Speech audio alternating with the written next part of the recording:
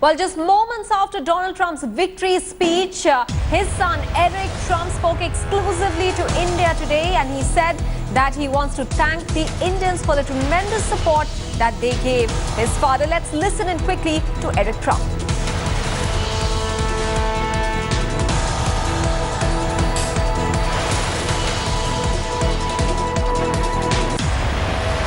So your comment on Indians and Hindus, the way they've supported you? We had tremendous Indian support. It's amazing, amazing. We'll never forget it. It was really incredible. Thank you very much, sir. In fact, Nishan Chaturvedi, who spoke to Eric Trump, is now joining us with more details. Nishan, you know, Donald Trump made that extra effort to reach out to Indian Americans, and today his son is thanking those people. Yeah, you know, Maha, it's surprising. I went to, I'll give you one case study. I went to a few areas like New Jersey, which is completely a democratic town. It's known as mini India in America. And I went to Oak Tree Road, which is only full of Indians. And what I gathered from there that they're not going to vote for Democrats this time because they wanted to change. Primarily because they had so many functions with the Trump and his family, and then Trump came out with a tagline, Ab ki baar Trump Sarkar, and then Eric went to New Jersey, did a puja in a Hindu temple.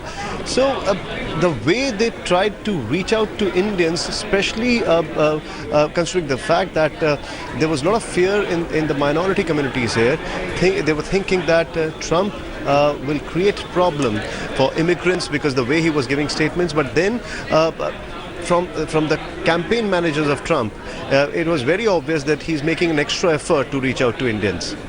Yes, Nishant, and you made a very pertinent point there that there was a fear as far as immigration and other issues related to India are concerned, as far as outsourcing is concerned and taking away jobs back from India is concerned. But it appears that the campaign managers of Trump managed to set all those issues that the Indian American community had aside. How did they manage that?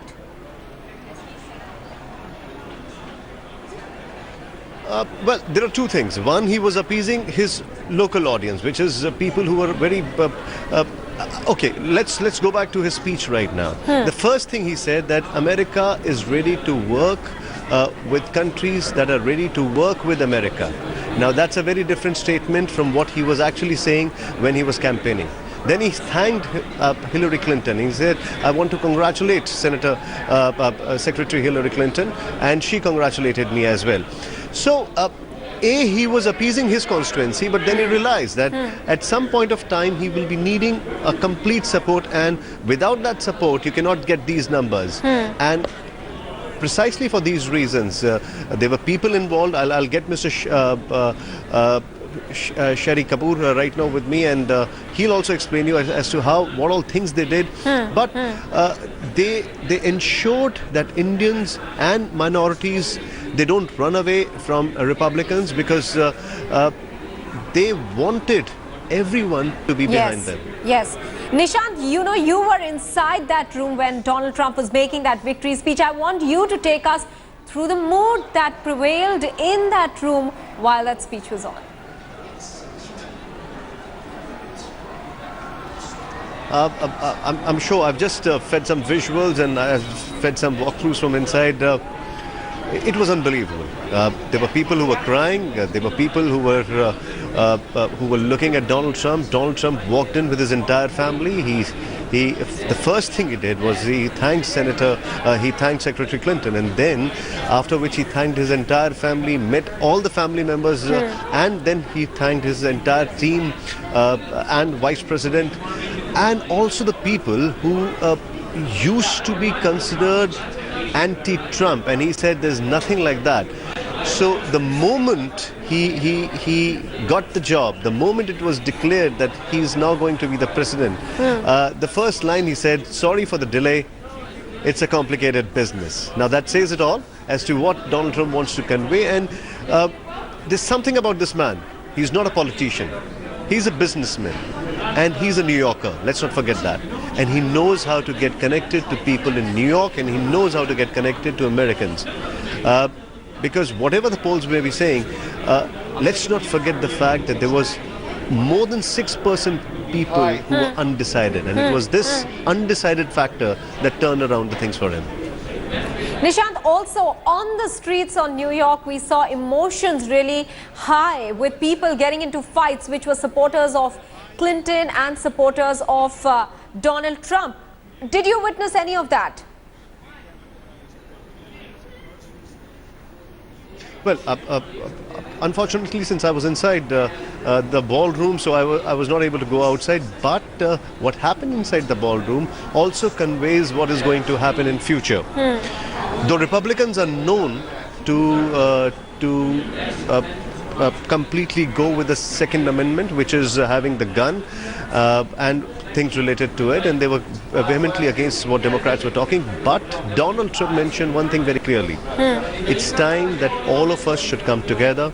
It's time that all of us should work together, and it's time that America becomes united again.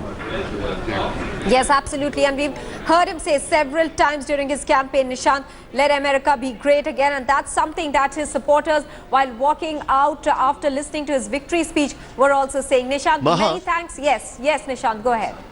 Maha, I have with me Mr. The man, I would say he's the architect of the Hindu votes that Donald Trump got. He needs no introduction. So, Shalabji, what will you say now? Oh, well, frame your question. What are you asking? What are you feeling now after this? Oh, I am feeling... You told me that this is going to be a Diwali. Yes, I'm feeling a little bit, let's say, relieved that what we planned to do did come through. That is time to go out and celebrate. I think I need to go out and get some sleep. I somehow, I know that for sure, that he's been sleeping probably maybe 1 hour or 2 hours every day. But you were the architect behind Ab Ki Baar Trump Sarkar, and that struck an emotional chord. And the functions with Eric Trump had with the Hindu Indian community. Were you so sure that these things will appeal to Hindus? What was running in your mind when you were designing all these things? What was the main idea behind all this? Well, he was the first candidate for president, maybe not even for president, even for the Senate, who reached out to the Hindu American community, Indian American community in such a big way. Okay?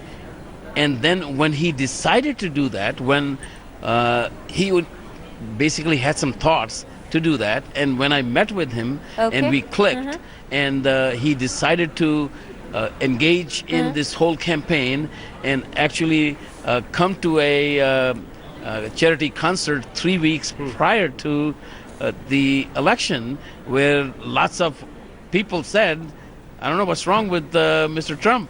It's not that big of a voting bloc, but he went ahead and did that anyway, because he was convinced that we are going to be able to make a substantial difference in the outcome of the election. So by proclaiming, using the word Hindi, speaking Hindi, Ab Ki Baar Trump Sarkar, so he's got the genius to understand that that will help. And we know the brain behind that. Okay. Back to the studio. Many thanks, Nishant, for getting us those voices there from New York. He's the same person yesterday who said that, or rather claimed that the celebrations in the Hillary camp are not going to take place. That, appeared true today. In fact, United States is all set to get a Donald Trump Sarkar. After the landslide victory, Donald Trump has kept aside his divisive approach, calling for unity in America. Beating all the odds, underdog Trump has emerged triumphant, bagging 276 electoral votes. Now, while Hillary took clear lead in the eastern states, Trump swept the southern and Midwest states. Among the big states, Hillary won California, Illinois, New York and New Jersey. Donald Trump backed Texas, Ohio, Indiana, Tennessee and Florida. I've just received First, I want to thank my parents, who I know are looking down on me right now. Great people. I've learned so much from them. They were wonderful in every regard. I had truly great parents. I also want to thank my sisters, Marianne and Elizabeth, who are here with us tonight. And where are they? They're here someplace. They're very shy, actually. And my brother Robert, my great friend. Where is Robert? Where is Robert? My brother Robert. And they should all be on this stage, but that's okay. They are great. And also my late brother Fred, great guy, fantastic guy. Fantastic family. I was very lucky. Great brothers, sisters, great, unbelievable parents. To Melania and Don.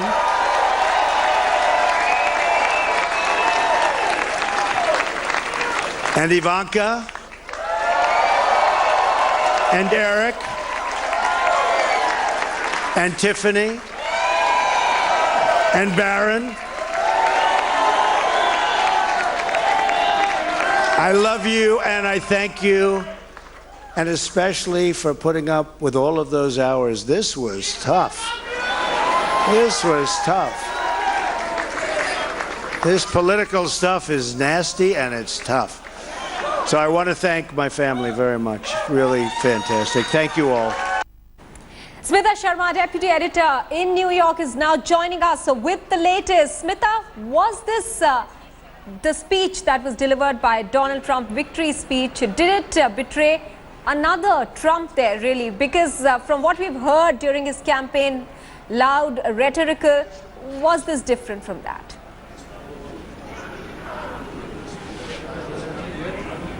It definitely was, and perhaps it absolutely had to be, Maha. You know, we have seen it in our own election scenarios in India, where it can be a very high-pitched campaign, but when a leader does win an important election, obviously then he just doesn't remain the leader of that single party, but he's catering to the larger audience. And in this case, Donald Trump has to now take care of an entire country, and not an ordinary country, but a superpower nation. So, you know, we still happen to be at the venue. It's 4 a.m., of course, in New York. It was a very long and a fascinating night as history was made in the United States. Mr. Joseph is still here with us. He's a Republican supporter.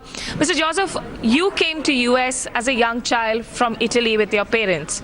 Yes. And to see somebody like a Donald Trump win the election, what's coming to your mind tonight? I think it's a great thing. American finally, is going in a different direction. People waited.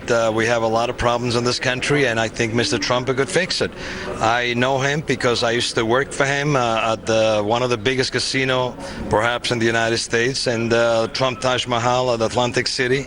I was the marketing director for the casino, and Mr. Trump is a fair guy, and he allows a lot of people, different nationality, to work for him, men, women, and every ethnic group. And so I think... But then why was his campaign so divisive? There were such sharp words about immigrants, and America is built with immigrants. Well, listen, America is a country of immigrants. What Mr. Trump was saying is simply he wanted to stop the illegal immigrations, because there is the Naturalization Act, which has a certain preference, and there is 6 ways to come to this country.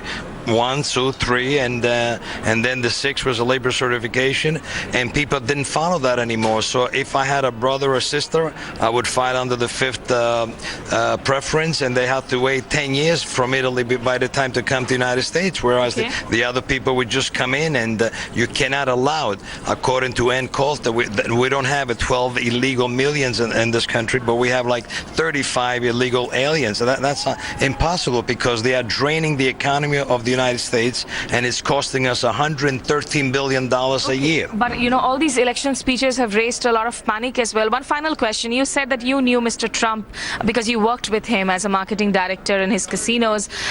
What was he like a person then? And has he changed as a person now? What the Donald Trump that we saw on the stage tonight, his tone, tenor definitely seemed very different from the Donald Trump during the election campaign. Well, during the election campaign, you know, Mr. Trump is a guy that likes to fight. I mean, he's a creator. He likes to fight, and he was in campaigning.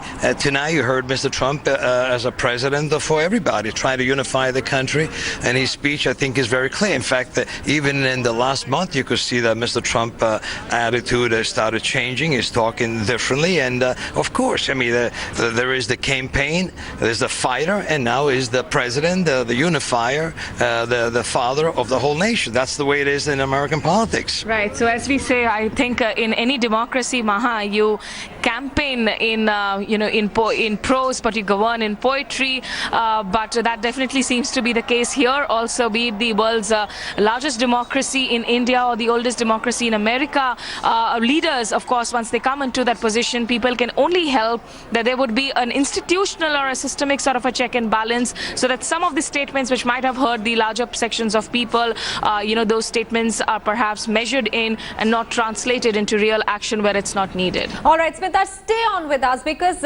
Jugal Purohit will now quickly give us the top 5 reasons we believe helped Donald Trump cross that 270 magic figure. That's right. We've put together an analysis of just what happened, what took place, why did Donald Trump win and why Hillary did not. Let's move straight to the graphics. Here it is. Appealed to the insecurity of voters. Donald Trump's speeches, his rallies were marked with that aggression, with that rhetoric, which was appealing to the insecurities, blue-collar workers, rural workers. Hillary was an insider. Donald Trump used the outsider's appeal to actually, seek votes. Islamic terror, immigration, bogey worked. Of course, his tirade against the terrorists coming in was very much there to be seen. We'd seen instances of Khizr Khan, Captain Khan, the martyr of U.S. Army. His parents too had riled up against Donald Trump. He exploited the lack of trust. The email scandal, which the FBI investigated and closed again, that was exploited to the hilt. He, of course, highlighted Obama's economic weaknesses because 8 years of a precedent from the Democratic Party. At the end of those 8 years, Hillary Clinton, again from the same party, was seeking a re-election. He highlighted that the situation had not really changed much to his advantage, of course. Moving on further, this is, of course, speaking about Donald Trump's 5 top reasons why he won the race to the White House. Back to you.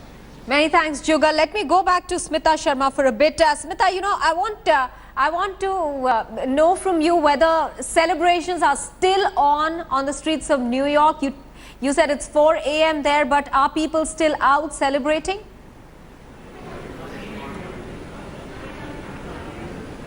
Well, when I was coming into, of course, this venue, I saw long queues of people waiting with flags, chanting. But of course, people will take time for this to soak in. New York, remember, traditionally has been a blue-leaning state. But Donald Trump has always epitomized the kind of glamorous, glitzy spirit of New York. Let me also get in a quick word from another Republican who joins us now, Mr. Edward Young. You've, of course, been campaigning for Donald Trump, for Melania Trump. How are you planning to celebrate tonight? How am I planning to celebrate tonight? Actually, I'm going to gather at a local tavern with some other people who have been working for the Trump campaign. I'm celebrated out. I can hardly stand on my feet, but I think I've got to wind down a little bit. This has been the happiest day of my life. But this event was essentially for very close friends and party supporters. For the larger people, larger masses, what are the party celebration plans now? What are the party celebration plans? I haven't heard of something yet? Some of us workers for the campaign are going to get together and have a picnic in Central Park on Sunday. But I mean, look, this was a hard-won battle. We really weren't thinking about fun. We were still campaigning, making phone calls to the swing states tonight while this event had already begun. And at a certain point, my manager said, you know, if I were you, I would get over to the Hilton, otherwise you might not get in. So I mean, we were thinking... Which means till the very last point, you weren't sure that the results were going to come actually in favor of Mr. Trump, that he would win. So. I personally wasn't. I was very cynical. I mean, they naturally were telling us things were going to be great, but I mean, look at the news. I mean, look at all the dirty, filthy tricks that the Clinton campaign launched on us. I thought, I used to think, how could he beat these odds? How could he beat these odds? He has the entire Democratic Party against him, half the Republican Party, all the media except for Fox News. Even Fox News is only 50%. I thought he is one man against the world, but the people loved him. He spoke to the people. He was maybe for the first time since the beginning of this country a true grassroots hero. Right. Many thanks for speaking to us. So there you hear it, Maha. Of course, people will be celebrating in their own ways, and the larger celebration plans will be detailed out later. But there will be several challenges on the way forward for Mr. Donald Trump as he finally moves to occupy the White House for the next 4 years at least. Smita, but all I can say at the moment, the Republicans are definitely painting the town red. Let me go across now to Jugal Purohit, who's going to take us now through the top 5 reasons that we believe went against Hillary Clinton. Well, don't we all remember that slogan, when they go low, we go high? It seems that they did try going high, but they went alone. And that's the reason why we're seeing Hillary Clinton and her Democratic Party at the losing end. Now, we've put together for you 5 reasons why we believe Hillary Clinton and her campaign did not really work. Not trustworthy enough. The ultimate insider, a First Lady, Secretary of State, not trustworthy enough. Of course, the email scandal had a lot to do with her situation. That's right, that's what I was talking about. The FBI twice investigated. It seems that the clean sheet that the FBI did provide did not really help. The Latino support alienated the whites. Whites traditionally are Republican voters, and as our analysis puts out, the Latino support did not help. She said that she had survived 3 debates with Donald Trump, 4.5 hours of standing next to him, and thus she had energy. It does seem, however, that only she thought that she had the energy. And as I said earlier, Donald Trump's entire campaign was based on exploiting the insecurities among people. It seems that Hillary did not really succeed in addressing those insecurities. Her campaign was positive, was on the positive, optimistic side. We'd seen Barack Obama, Michelle Obama, a host of celebrities endorsing her. But it does seem that somewhere she went high, but she went alone. Back to you.